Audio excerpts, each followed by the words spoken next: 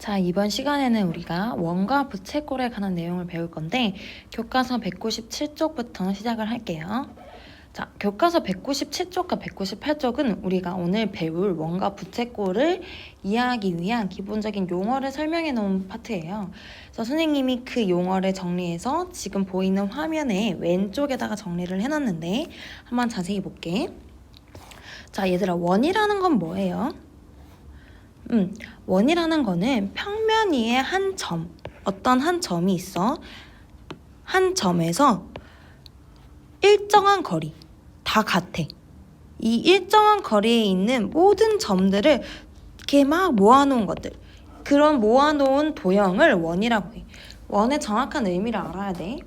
그래서 이 원을 결정하는 거는 이 고정된 한 점과 일정한 거리, 이게 원을 결정을 해요. 그래서 나중에 너네가 고등학교 가면 원의 방정식이라는 걸 배울 건데 그 원을 결정하는 두 가지 요소가 중심, 2.5, 한 점, 고정된 한 점, 이게 원의 중심이에요. 이 원의 중심과 반지름이란 건 뭐냐면 이 중심에서 원 위에 한 점을 이은 선분이 반지름이고요. 지금 그럼 이 반지름의 길이는 다 항상 일정하겠지, 얘들아. 맞아? 그래서 이 원의 중심과 반지름의 길이가 원을 하나 딱 결정하게 해주는데요. 너네는 이것만 체크해 놓으면 돼. 자, 반지름의 길이가 같은 두 원은요, 합동인 두 원이야. 그러니까 중심의 위치가 다르더라도 이 그러니까 반지름의 길이가 같으면 한 원을 그대로 옮겨왔을 때 정확히 합쳐지겠지. 그래서 반지름의 길이가 같은 두 원은 합동인 두 원이 되고요. 심지어 얘들아, 원의 중심까지 같아요. 원의 중심도 같고 반지름의 길이도 같으면 두 원은 일치하는 두 원이라고 할 수 있는 거예요. 그래서 합동인 두 원이라고 하면 두 원은 반지름의 길이가 같구나 라고 생각을 하면 돼요. 자, 이렇게 해서 원 5에 대해서, 원 5는 기호로 이렇게 써요. 중심의 기호를 따라서 원 5의 기호를 배우고 원의 중심이 무엇인지, 반지름이 무엇인지 배워봤어. 자, 그리고 그 밑에 파트에 우리가 새로 배우는 개념이 나오는데 호라는 거예요. 얘들아, 원이 있어. 원 위에 두 점 A와 B를 잡아요. A, B 상관없어. C, D 잡아도 돼. A, B를 잡았을 때 그러면 이 도형, 원이라는 도형은 두 파트로 나눠지지. 이 작은 파트랑 큰 파트로 나눠지지. 이 작은 파트의 도형 원의 일부분을 호 A, B라고 하고요. 기호로 얘들아 이렇게 생겼잖아. 이렇게 표현을 해요.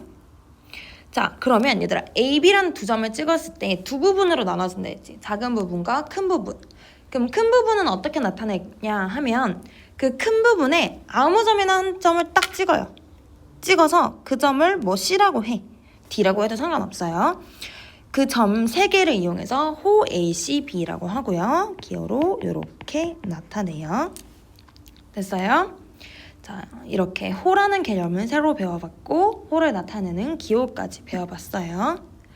자, 그리고 교과서 198쪽으로 넘어가면 이제 할선과 현의 개념을 배울 건데 마찬가지야. 원의 두 점을 찍어요.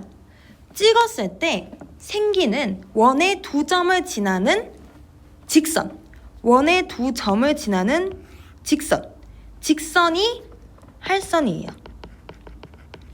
할선은 원의 두 점을 지나는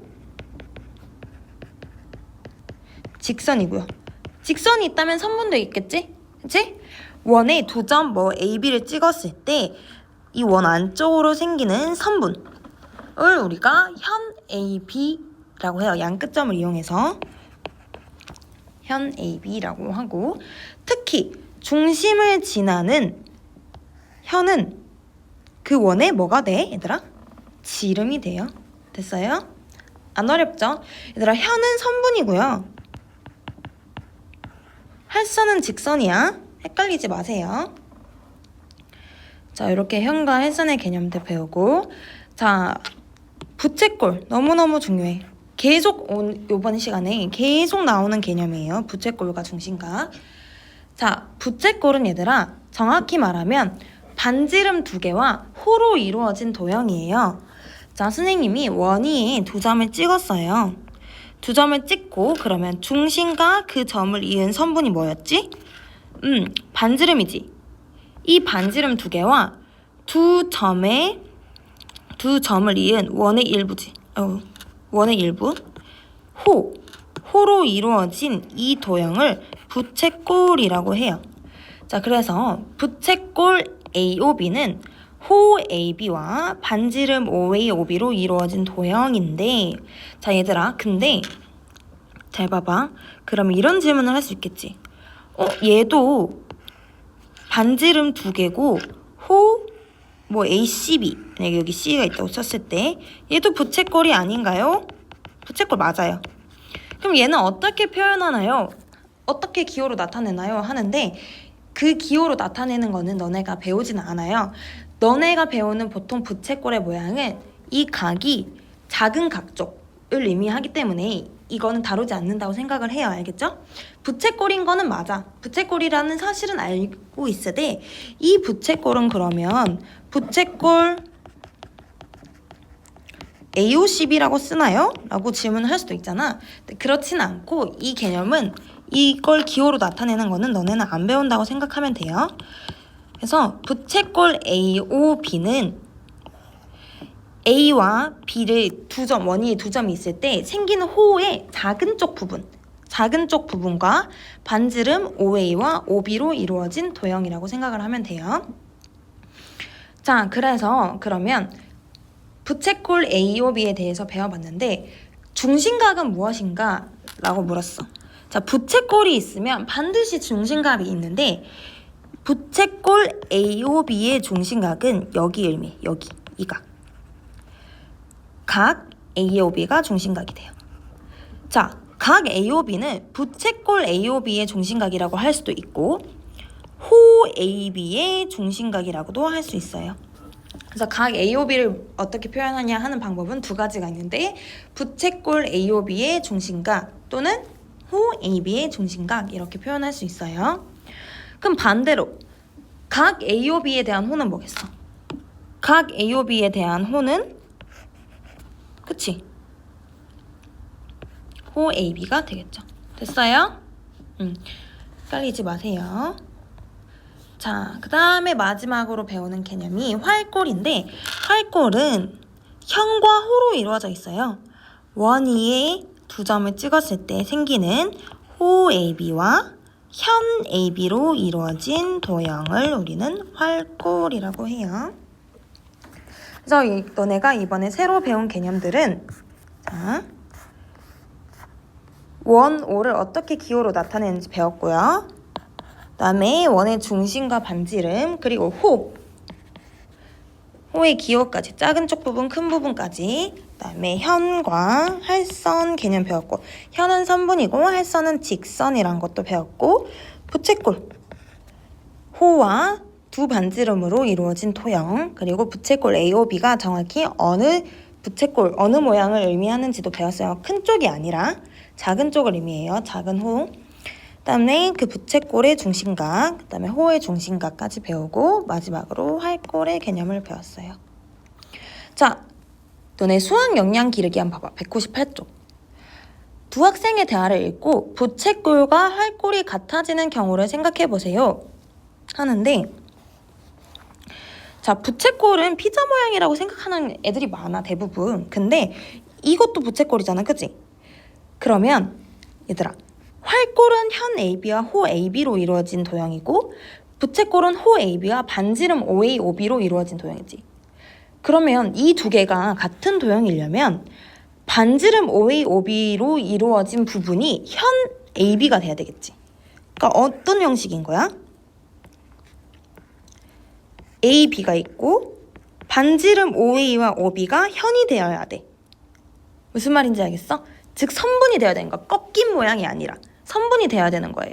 그래서 이렇게 원의 중심을 지나면서 지름의 형태가 되는 현이 되어야 부채꼴과 활꼴이 같아지는 모양이 되겠죠. 됐어요? 이렇게 해서 우리가 용어를 정리해봤고, 용어는 너네가 노트나 아니면 책 하단에 한번 다시 정리를 해보세요. 자, 그리고 교과서 199쪽에 보면 부채꼴의 성질을 배울 건데, 얘들아, 자, 199쪽 하단 보세요. 한 원 또는 합동인 두 원에서 이루어지는 성질이야. 이거를 반드시 빠뜨리면 안 돼요. 한 원 또는 합동인 두 원에서. 반지름의 크기가 다른 두 원에서 이게 성립한다고 생각하면 안 돼. 알겠지? 자, 중심각의 크기가 같은 두 부채꼴의 호의 길이와 넓이는 같다. 이게 무슨 의미냐면, 중심각이 같은 두 부채꼴, 같은 한 원 안에서 보세요. 한 원 안에서 중심각의 크기가 같으면 호의 길이와 그 넓이가 같아요. 자, 또는 합동인 두 원이야. 서로 다른 원이지만 반지름의 길이가 같은 합동인 두 원에서 중심각의 크기가 같으면 이 호의 길이와 이 호의 길이도 다 같고 넓이도 같은 거예요. 됐어요? 얘들아, 사실은 정확히 말하면 반지름의 길이가 같고 이 중심각이 같으면 만들어지는 부채꼴은 서로 합동이에요. 합동인 도형은 완벽히 포개지잖아. 그렇기 때문에 당연히 호의 길이와 넓이는 같아. 됐어? 자, 반대로 생각해도 똑같아요. 두 개가 같은 의미인 것 같지만 사실 조금 달라. 반지름의 길이가 같은, 즉 한 원 안에서나 아니면 합동인 두 원에서 이번에는 호의 길이가 같거나 아니면 넓이가 같다면 그 중심각의 크기는 같다 이 말이에요. 우리가 지난번에 정리할 때 배웠지. 이 순서가 바뀐 거지, 그치? 맞아? 이게 항상 성립하는 건 아닌데 이 성질에서는 반대로 해도 그 성질이 성립한다는 거 알 수 있겠죠? 자, 그리고 부채꼴에서, 자, 두 번째 보세요. 호의 길이와 넓이는 각각 중심각의 크기에 정비례한다라고 되어 있지. 잘 볼게. 어떤 의미냐면, 얘들아, 정비례의 정확한 의미가 뭐였어? x가 1배, 2배, 3배 될 때 y가 똑같이 1배라고 하지 마자. 2배, 3배, 4배 될 때 y가 똑같이 2배, 3배, 4배 되는 관계에 있을 때 y가 x에 정비례한다고 배웠지.